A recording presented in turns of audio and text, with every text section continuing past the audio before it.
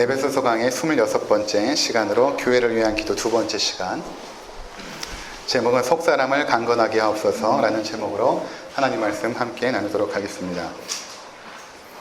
우리가 지난 시간에는 바울이 기도를 할 때 하나님을 어떻게 부르는가에 대한 부분을 함께 나누었고, 그리고 또 어떠한 자세로 하나님 앞에 기도하고 있는가에 대한 부분들을 살펴보았습니다.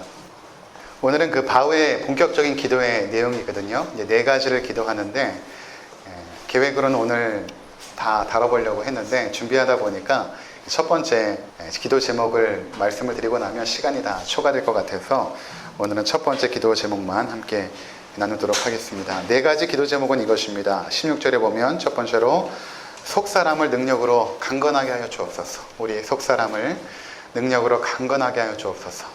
그리고 두 번째 기도 제목은 17절에 그리스도께서 우리의 마음에 계시게 하여 주옵소서. 그런 기도 제목이고, 세 번째는 그 놀라운 그리스도의 사랑을 우리가 알게 하옵소서. 18절의 내용입니다. 그 지식에 넘치는 그 그리스도의 사랑을 우리가 알게 하옵소서. 그리고 마지막 4번째 기도 제목은 19절인데, 그 하나님의 그 사랑의 그 너비와 길이와 높이와 깊이가 어떠함을 깨달아서 그 하나님의 모든 충만하신 것으로 우리를 채워주옵소서. 하나님의 모든 풍성한 그 능력의 사랑, 그 풍성의 사랑으로 우리를 충만케 하옵소서 라는 그 4가지 기도 제목이거든요. 오늘은 그 첫 번째 기도 제목, 우리의 속사람을 강건하게 하옵소서 라는 부분들 함께 나누도록 하겠습니다. 기도는 대부분 가장 시급하고 중요한 것을 간구하게 되어 있습니다. 또 이렇게 글로 쓰게 될 때는 그동안 입술로 계속 간구했던 것들을 보다 정갈하게 그리고 함축적으로 기록하게 되어 있죠. 만약 여러분들이 이제 군에 있는 자녀들이나 외국에 있는 자녀들에게 편지를 쓴다라고 생각해 볼 때, 그들을 위한 그 기도를 그 편지에 담아서 보내게 될 때 어떻게 쓰겠습니까? 그동안 늘 기도했던 내용들 있지 않습니까? 그것들이 아마 가장 우리 자녀들에게, 내가 사랑하는 사람들에게 가장 중요하고 시급하겠다라고 생각하여서 기도했던 것들을 함축적으로 또 정갈하게 정리하여서 기록할 것입니다. 그러니까 바울도 마찬가지죠. 순간적으로 떠오른 것들을 이렇게 쓴 것이 아니라 늘 그가 기도했던 내용입니다. 에베소 성도를 위하여 기도할 때 그가 이것만 4가지만 기도했겠습니까? 여러 가지 것들을 쭉 기도했지만 그 중에 가장 중요한 그것들을 4가지로 정리하여서 아주 정갈하게 함축적으로 기록해 놓은 것입니다. 이러한 4가지의 간구는 에베소 성도들 뿐만 아니라 이곳에 모여있는 우리 성도들에게도 역시 너무나 중요하고 또 시급한 기도 제목입니다. 우리는 무엇이 중요한지를 잘 알지 못할 때가 많이 있습니다. 왜냐하면 우리가 기도할 때 대부분 내가 가치 있다라고 생각하는 것들을 기도하거든요. 이것은 참 중요하고 가치 있다 라고 판단되는 것을 기도하는데, 내가 가치 있다라고 판단하는 것은 우리 수준에서 가치 있는 것입니다. 지금의 나의 현재의 모습에서 이것이 가장 가치 있다라고 생각하는 것들을 기도하게 되어 있습니다. 그런데 우리가 점점 성숙해지고 수준이 점점 올라가게 되면 우리의 가치들이 바뀌어지죠. 이전에는 가치 있다라고 생각했던 것들이 내가 성장하면서 내가 왜 이것을 그렇게 중요하게 여겼지? 오히려 더 중요한 것이 있는데 하면서 더 중요한 가치들의 눈을 뜨게 됩니다. 그러면 우리가 성숙하는 것에 따라서 우리의 가치관이 바뀌고, 그 가치관에 따라서 우리가 기도하는 내용들도 당연히 달라지게 되어 있는 것입니다. 근데 바울이 지금 기도하는 내용을 보면 그는 굉장히 성숙하고 또 무엇이 가장 중요한지를 알고 있는 사람입니다. 그는 부활의 주님을 만났을 뿐만 아니라 늘 날마다 하나님과 동행하는 삶을 살았기 때문에 정말 우리 삶 가운데 가장 중요한 것이 무엇인지를 너무나 잘 알고 있었던 그런 믿음의 사도였던 것입니다. 그래서 그가 기도하는 내용은 우리에게 너무나 중요한 내용인 것입니다. 자, 그래서 우리가 이 기도를 배우면서 이제 우리의 기도 가운데 적용하는 것이 굉장히 중요한 것입니다. 여러분들이 지금 기도하는 내용들이 있을 것입니다. 그 가운데 이 기도 제목의 중요성을 깨닫고 이제 기도에 적용하는 것이 우리에게 중요한 과업이 될 것입니다. 저도 보면 우리 아이들을 위해서 기도한다고 했을 때 너무나 뻔합니다. 건강을 위해서 기도하고, 또 밝은 아이로 자라게 해달라고 기도하고, 특별히 예의 바르게, 또 하나님을 또 깊이 사랑하는 아이로 자라게 하옵소서. 이렇게 기도하고 나면 그 다음에 별로 기도할 게 없는 것 같아요. 근데 오늘 우리가 이런 기도를 배우면서 이것을 위해서 기도해야겠구나, 내가 사랑하는 사람들을 위해서, 또 나를 위해서 이것을 위해 기도해야겠구나 라는 어떤 아주 우리 삶의 기도에 있어서 아주 좋은 그런 자원들을 오늘 우리가 배우게 되는 것입니다. 그 첫 번째 기도의 내용이 바로 속사람을 강건하게 하옵소서. 우리 16절 한번 같이 읽어보도록 하겠습니다. 함께 읽습니다. 그의 영광의 풍성함을 따라 그의 성령으로 말미암아 너희 속사람을 능력으로 강건하게 하시오며. 아멘. 여러분, 속사람이 무엇일까요? 속사람을 강건하게 해달라고 하는데 속사람이 무엇일까요? 이 속사람은 눈에 보이는 겉사람과 반대되는 개념입니다.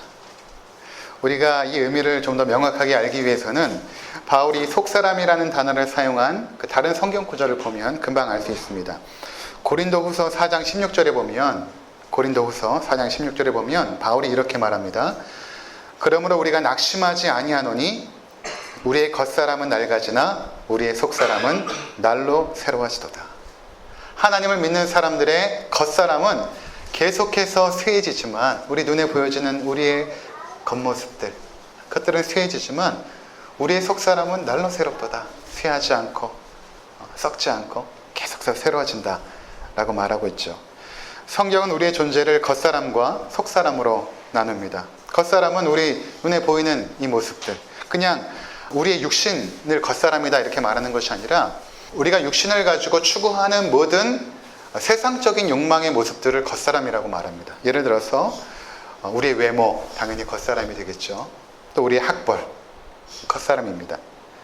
또 우리의 스펙, 청년들이 그토록 추구하는 그런 스펙들, 또 직업들, 또 그 직업에서 내가 차지하는 그 직위들, 또는 연봉, 이런 것들이 겉사람에 해당하는 것입니다. 반면 속사람은 우리의 눈에 보이지 않습니다. 우리의 영혼 보이지 않죠. 또 우리의 마음, 또 우리의 인격, 우리의 성품, 이렇게 눈에 보이지 않는 것들이 우리의 속사람을 의미하는 것입니다. 겉사람은 형식이라고 표현되어지고 속사람을 본질이라고 표현할 수 있습니다. 여러분이 보고 있는 그 저의 모습은 지금 형식이죠. 본질이 아닙니다. 겉사람입니다. 이 형식은 언제든지 변하고 바뀝니다. 시간이 지나면, 또 환경이 바뀌면 변합니다. 달라집니다.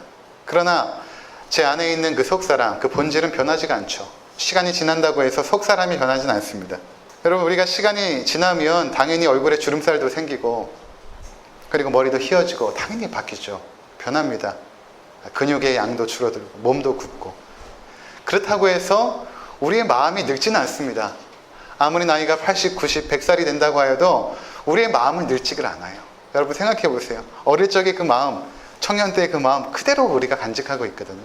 늙지 않습니다. 우리 안의 본질은 변하지 않아요. 그러나 겉사람은 계속해서 변하고 있는 것입니다. 근데 사람들은 본질보다, 우리 안에 있는 그 속사람, 그 본질보다 그 형식을 치장하는데 많은 시간과 물질과 노력을 투자합니다. 왜냐하면 눈에 보이기 때문이고, 또 하나는 사람들이 눈에 보이는 것으로 사람들을 평가하죠. 눈에 보이는 것으로 대합니다. 속사람은 그 사람과 많은 시간을 함께 있어야만 그 사람의 속사람을 알게 되거든요. 반면에 겉사람은 눈에 볼 때 3초면은 겉사람이 파악이 됩니다. 그리고 그 파악한 3초가 30년을 좌우한다고 어떤 사람은 책에 기록하고 있더라고요. 그래서 그 첫인상이 참 중요하다 이렇게 말하는 사람도 있습니다. 그래서 사람들은 겉사람을 치장하고 포장하는데 많은 시간을 들이고 있고 그것이 중요하다고 여깁니다. 문제는 겉사람은 쉽게 변질하고 외부적 환경에 의해 쉽게 무너집니다.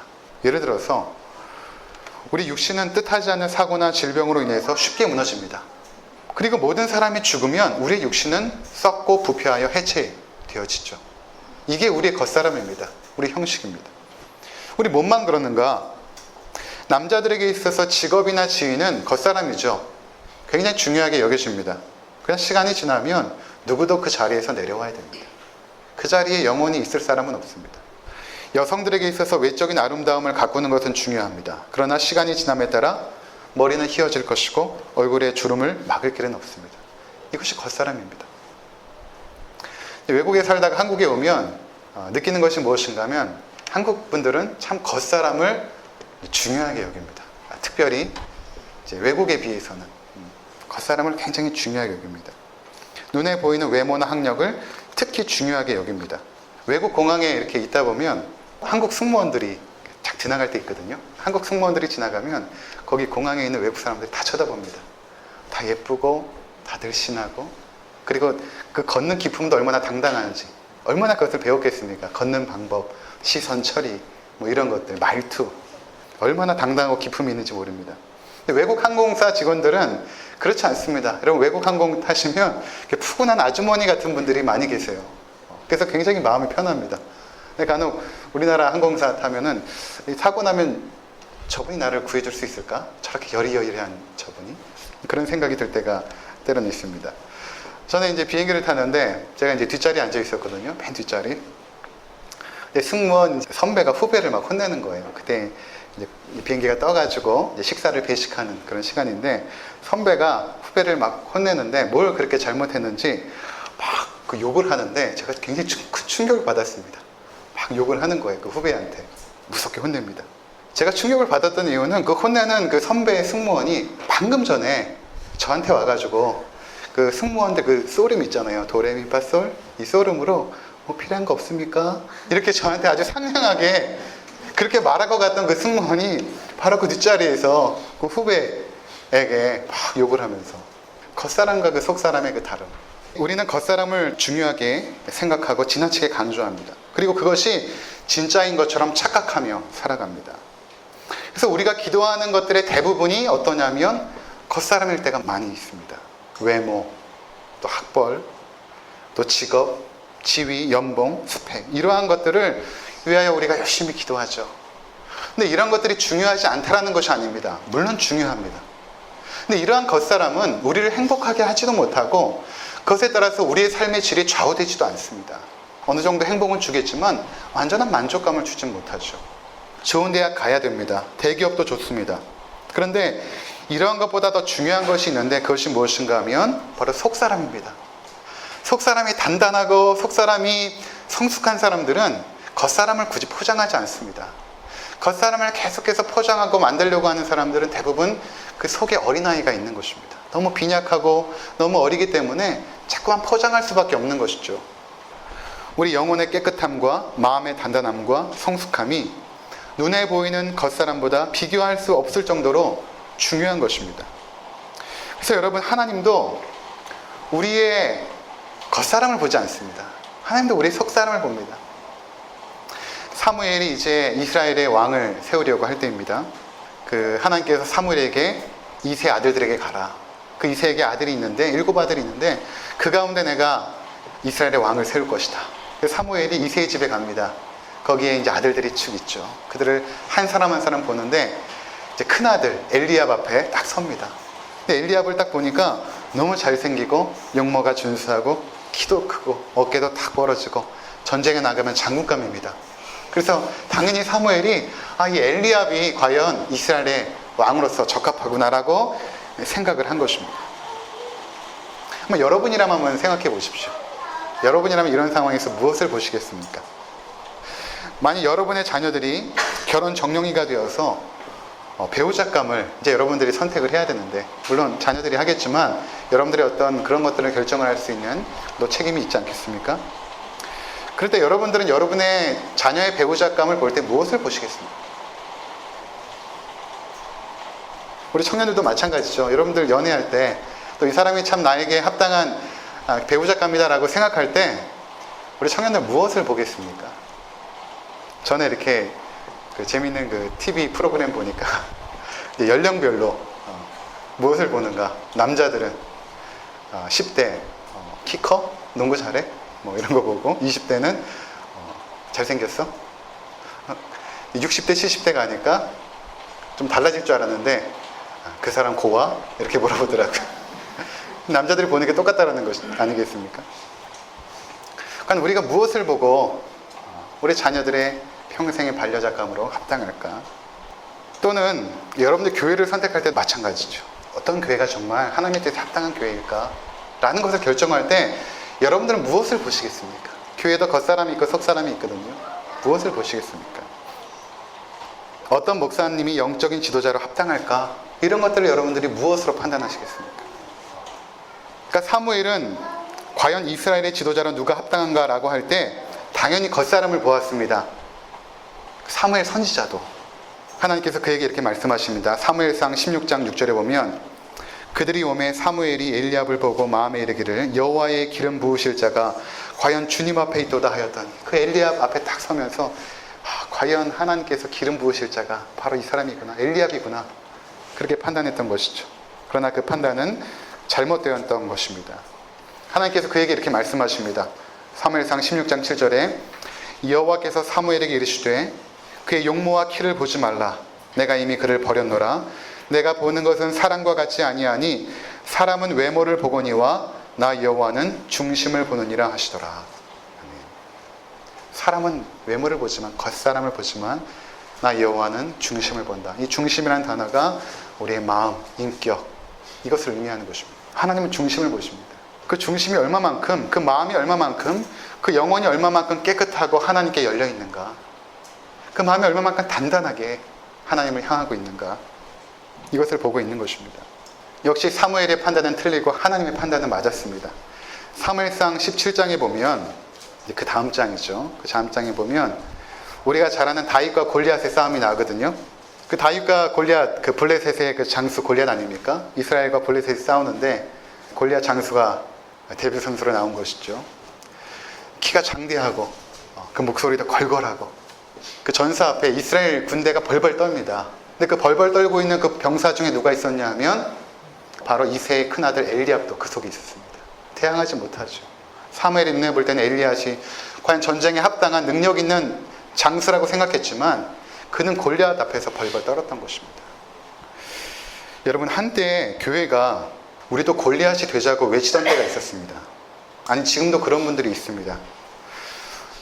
청년들에게 여러분들이 세상에서 높은 지위에 올라서 성공하여서 세상에 영향력 있는 사람이 되어서 세상을 우리가 주도해야 됩니다. 그런 멋진 그리스도인이 됩시다라고 외치던 때가 있었습니다.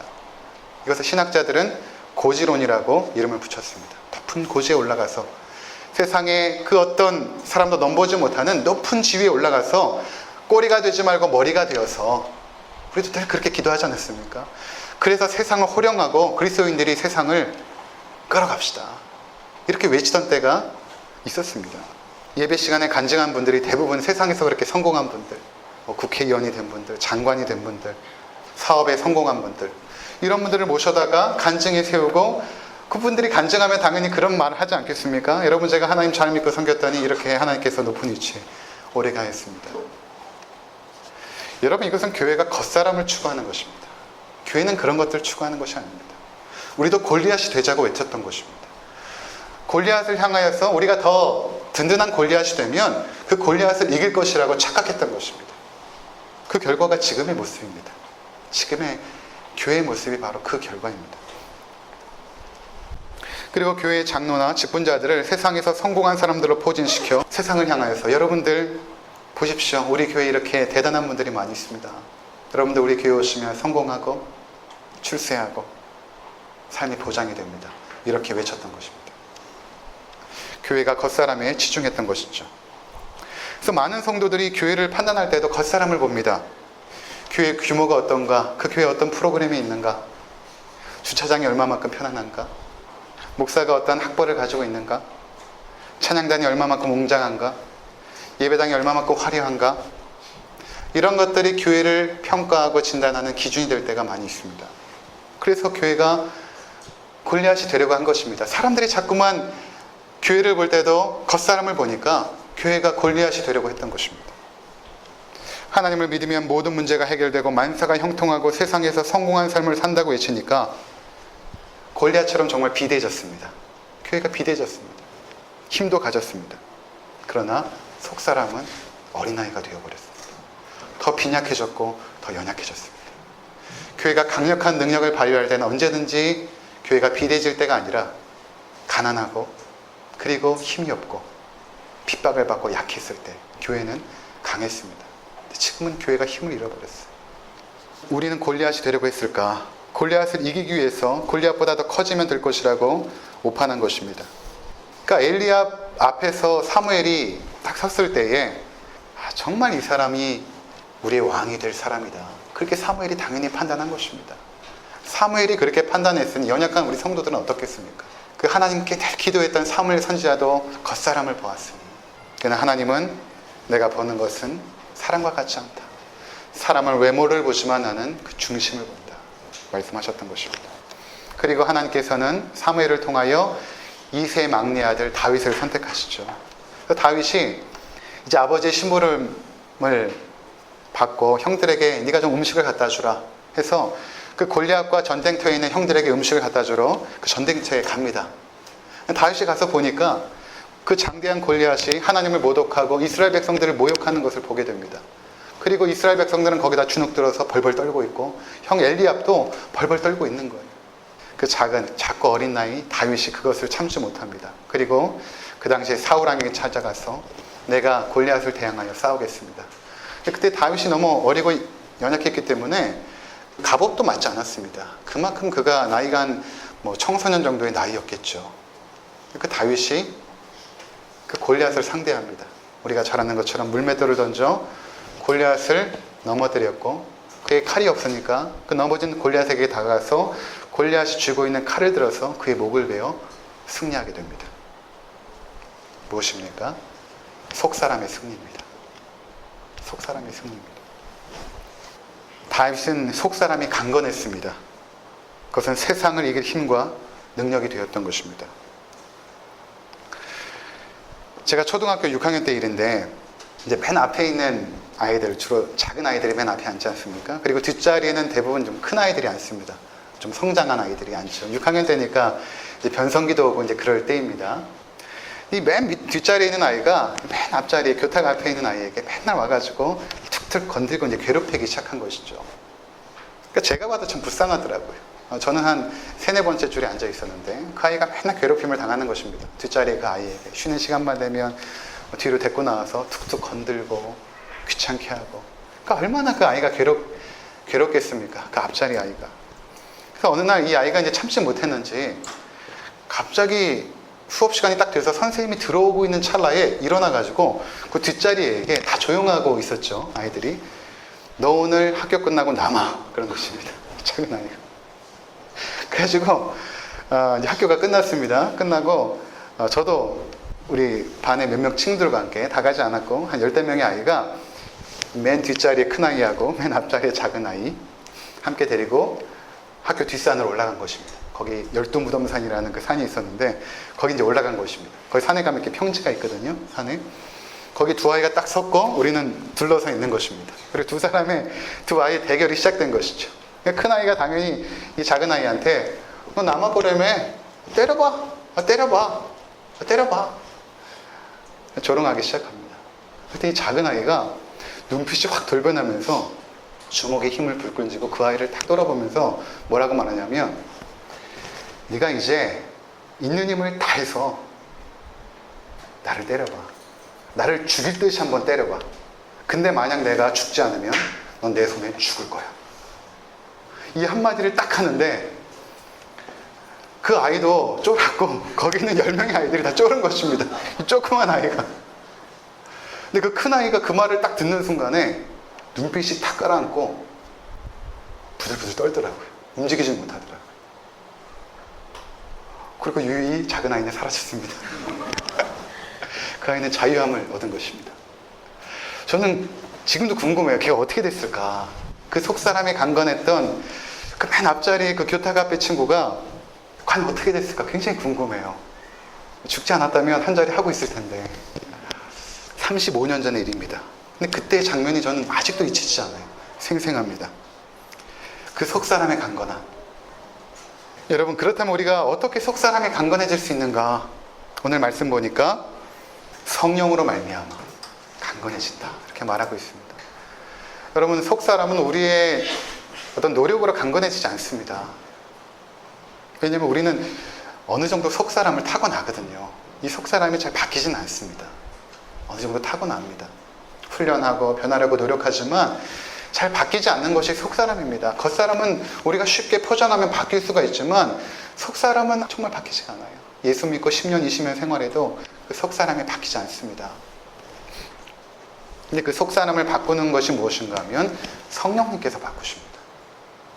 어떻게 바꾸냐면 이 변하지 않은 우리 속사람에게 찾아오셔서 성령께서 임재하셔서 우리가 약할 때 강하게 하시고 담대하게 하시고 고난 앞에 섰을 때 연약하고 위축되지만 그것들을 뚫고 나갈 수 있는 힘과 능력을 성령님께서 부어주시는 것입니다.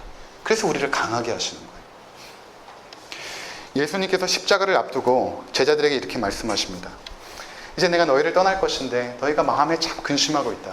그런데 내가 너희를 떠나는 것이 너희에게는 더 유익이다. 왜냐하면 내가 떠나면 보혜사 성령께서 너희를 위해 오실 것이다.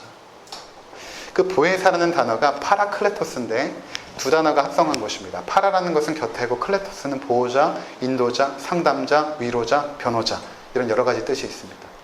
그러니까 곁에서 너희를 위로하고 상담해주고 힘을 주고 변호해주고 이런 분이 누군가 하면 보혜사, 성령님 그분을 보내줄 것이다. 그분이 오는 것이 너희에게는 큰 유익이다. 이렇게 말씀하십니다. 그러니까 우리가 비록 약해도 보혜사 성령께서 우리 가운데 찾아오시면 힘을 주시는 것입니다. 강력한 능력을 주시는 것입니다. 때로는 감당하기 어려운 삶의 문제 앞에서도 지나고 나면 그때 내가 어떻게 이 문제를 돌파했지? 그때 참 죽을 것처럼 힘들었는데 내가 어떻게 이 문제를 돌파했지라고 생각해 보면 그때 성령께서 여러분에게 감당할 힘을 주신 것입니다. 그때 나는 여전히 약해요. 안 바뀝니다. 약하면 안 바뀌어요. 근데 그때 성령께서 여러분을 강하게 하신 것입니다. 여러분 속사람을 능력으로 강하게 하신 것입니다. 때로는 삶의 문제 앞에서 당황하지 않고 침착함을 유지하게 하시고 바른 판단력과 분별력을 주셔서 그 난관을 극복하게 하십니다. 당연히 내 지혜로는 내 총명으로는 뚫을 수 없는 문제인데 그때 나를 하나님께서 침착하게 하시고 그 문제의 핵심이 무엇인지를 바로 분별할 수 있게 하시고 정확히 선택할 수 있는 지혜를 주십니다. 내가 한 것이 아니죠. 성령께서 나를 능력으로 강건하게 하신 것입니다. 예수님께서 붙잡히실 때에 도망갔던 베드로를 생각해 보십시오. 도망갔습니다. 그리고 예수님이 재판을 받고 고문을 당하는 그 자리에서 밖에서 불을 쬐고 있을 때 한 소녀가 너도 저 사람의 제자가 아닌가 했더니 그가 그 소녀 앞에서 예수님을 저주하고 도망가 버립니다.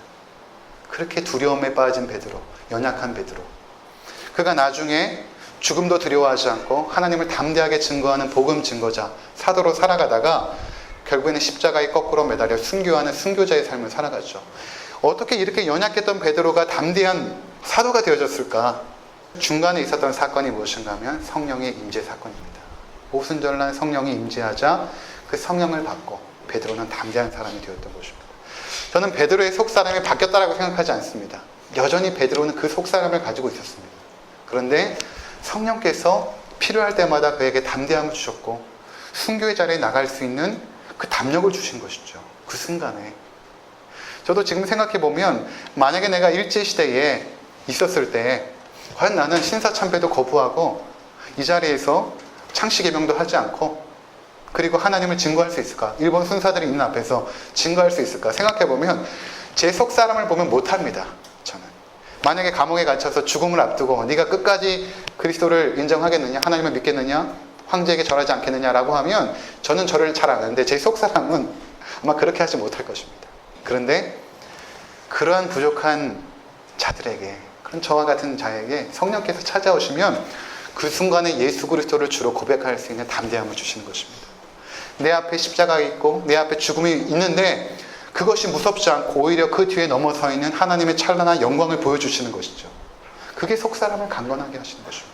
성령께서 그렇게 하시는 것입니다. 그래서 바울이 이것을 위해서 기도하는 것입니다. 얼마나 기도할 것이 많지만 첫 번째 기도 제목이 무엇인가 하면 하나님, 에베소 성도들 그리고 이곳에 모여있는 하나님의 성도들 그분의 자녀들에게 성령으로 임재하셔서 성령의 능력으로 말미암아 저들의 속사람을 강건하게 하옵소서 그렇게 기도했던 것입니다. 얼마나 중요한 기도입니까? 이제 우리 기도에 한 가지가 더 추가된 것이죠. 하나님 나에게 성령으로 임재하셔서 나의 속사람을 강건하게 하옵소서. 사랑하는 우리 자녀들, 해외에 있는 우리 자녀들, 사랑하는 우리 부모님, 비록 우리 부모님들 연세가 들으셔서 계속 육신은 쇠해져 가고 있고 병원에서 누워서 그 연약함 가운데 있지만 하나님 그러나 그들 가운데 임재하시고 저들의 속사람만은 강건하게 하옵소서. 성령께서 그렇게 하옵소서. 그렇게 기도하시는 것입니다. 이게 하나님에 대해서 합당한 기도이기 때문에 반드시 응답됩니다. 그렇다면 얼마만큼의 크기로 채워달라고 기도해야 될까? 굉장히 놀랍죠. 뭐라고 기도하냐면 그 풍성함의 크기가 하나님의 영광의 풍성함입니다. 하나님의 영광의 그 풍성함, 그 크기로. 하나님의 영광은 무한광대한데 하나님의 그 영광의 풍성함의 크기로 성령께서 능력을 베풀어 주셔서 저들의 속사람을 강건하게 하옵소서 기도했던 것입니다. 성령 우리 가운데 찾아오셔서 약할 때 강함을 주십니다. 지혜가 필요할 때 바른 분별력과 판단력을 주십니다. 삶의 고난 앞에서 흔들리지 않는 인내력을 주십니다. 우리 삶을 무너뜨리는 역경에 우리가 또 넘어지죠. 넘어질 때 있습니다. 그런데 다시 추스리고 일어날 수 있는 복원력을 주십니다. 성령께서 주시는 능력이에요.